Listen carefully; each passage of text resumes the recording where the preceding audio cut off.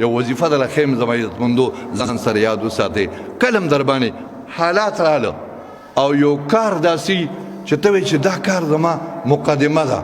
قرض دی بیماری ده څه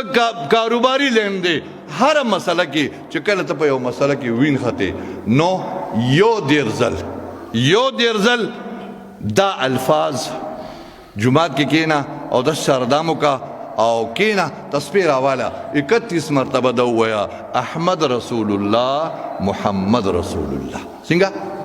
احمد رسول الله وای ټوله احمد رسول الله محمد رسول الله دا الفاظ 31 ځل ویا او که مسله ډیره غټه ده او مسله ته چې نه حل کیږي زما خبره نه حل کیږي نو بیا سلسل دا الفاظ ویا احمد رسول الله محمد رسول الله او بیا داګه نورستو ویا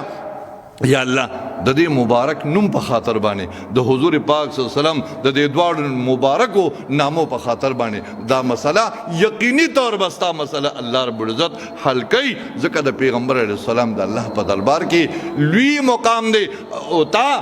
د حضور علیه السلام د مبارک نمونه الله ته وسیله کړه د الفاظ ځان سره یاد کړئ احمد رسول الله محمد رسول الله دا 31 ځل وای یو دیر ځل او یا چې کم دی که مسله ګرانې سختۍ نو بیا سل ځلې وایي الله یې د ټولو امت مشکلات آسان کړي حاضرین الله پوره کړي واخر دعوانا ان الحمد لله رب العالمين ربنا اتمم لنا نورنا واغفر لنا انك على كل شيء قدير